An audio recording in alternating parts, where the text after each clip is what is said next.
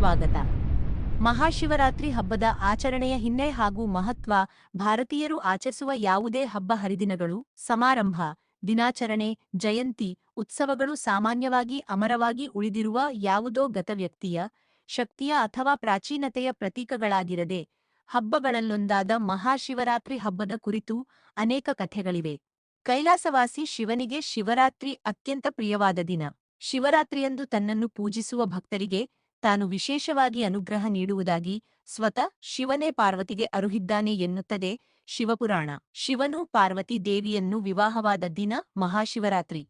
ಅಲ್ಲದೆ ದೇವತೆ ಹಾಗೂ ಅಸುರರ ನಡುವೆ ನಡೆದ ಸಮುದ್ರ ಮಂಥನ ಕಾಲದಲ್ಲಿ ಉದ್ಭವವಾದ ವಿಷ ಶಿವ ಕುಡಿದ ವಿಷ ಗಂಟಲೊಳಗಿಂದ ಇಳಿಯದಂತೆ ಪಾರ್ವತಿ ಇಡೀ ರಾತ್ರಿ ತಡೆದಳು ಎನ್ನುತ್ತದೆ ಶಿವಪುರಾಣದ ಇನ್ನೊಂದು ಮಹಿಮೆ. ಜೊತೆಗೆ ಭಗೀರಥನ ತಪಸ್ಸಿಗೆ ಮೆಚ್ಚಿ ಇಳೆಗೆ ಇಳಿದು ಬಂದ ಗಂಗೆಯನ್ನು ಶಿವ ತನ್ನ ಜಡೆಯಲ್ಲಿ ತುಂಬಿಸಿಕೊಂಡ.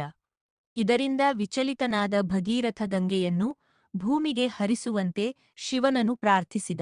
ಆತನ ಭಕ್ತಿಗೆ ಮೆಚ್ಚಿ ಶಿವ ಗಂಗೆಯನ್ನು ಹರಿಯಬಿಟ್ಟಿದ್ದು ಇದೇ ದಿನ ಎನ್ನುತ್ತದೆ ಪುರಾಣ. ಇನ್ನು ಶಿವನ ಆದಿ ಮತ್ತು ಅಂತ್ಯ ಹುಡುಕಲು ಹೊರಟ ವಿಷ್ಣು ಹಾಗೂ ಬ್ರಹ್ಮನಿಗೆ ಶಿವರಾತ್ರಿಯಂದು ಶಿವಲಿಂಗರೂಪಿಯಾಗಿ ದರ್ಶನ ನೀಡಿದ ಎಂಬುದು ಪ್ರತೀತಿ.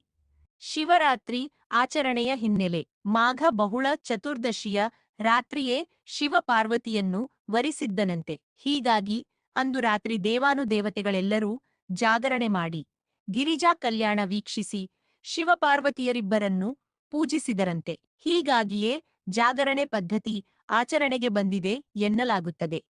ಪ್ರತಿ ಸಂವತ್ಸರದಲ್ಲಿ ಶಿಶಿರ ಋತುವಿನ ಮಾಘ ಮಾಸದ ಕೃಷ್ಣಪಕ್ಷ ಚತುರ್ದಶಿಯಂದು ರಾತ್ರಿ ವೇಳೆಯಲ್ಲಿ ಶಿವ ಪಾರ್ವತಿಯೊತೆಯಲ್ಲಿ ಭೂಮಿಯಲ್ಲಿ ಸಂಚರಿಸುತ್ತಾ ಎಲ್ಲಾ ಸ್ಥಾವರ ಜಂಗಮ ಲಿಂಗಗಳಲ್ಲಿ ಸಂಕ್ರಮಣಗೊಳ್ಳುತ್ತಾನೆ.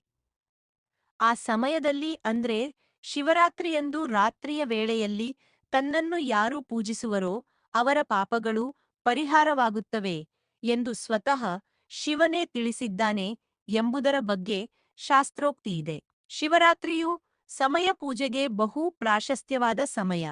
ಆ ದಿನ ರಾತ್ರಿಯಲ್ಲಿ ಮೋಡಗಳಿಲ್ಲದ ಶುಭ್ರ ಆಕಾಶ, ಮಂಗಳಕರನಾದ ಶುಭ್ರ ಚಂದ್ರಸ್ಫೂರ್ತಿ ಹುಟ್ಟಿಸುವ ಸಂವೇದನಾಶೀಲ ವಾತಾವರಣವನ್ನು ಕಾಣಬಹುದು. ಈ ಪರ್ವಕಾಲ ಪೂಜೆಗೆ ಪ್ರಶಸ್ತವಾದ ಕಾಲವಾಗಿದ್ದು ಅಂದು ಈಶ್ವರನ ಆರಾಧನೆ ಮಾಡಿದರೆ ಪಾಪ ಕರ್ಮಗಳನ್ನು ಕಳೆದುಕೊಳ್ಳುತ್ತಾನೆ ಎಂಬ ಪ್ರತೀತಿ ಸ್ಕಂದ ಪುರಾಣದಲ್ಲಿ ಉಲ್ಲೇಖವಾಗಿದೆ.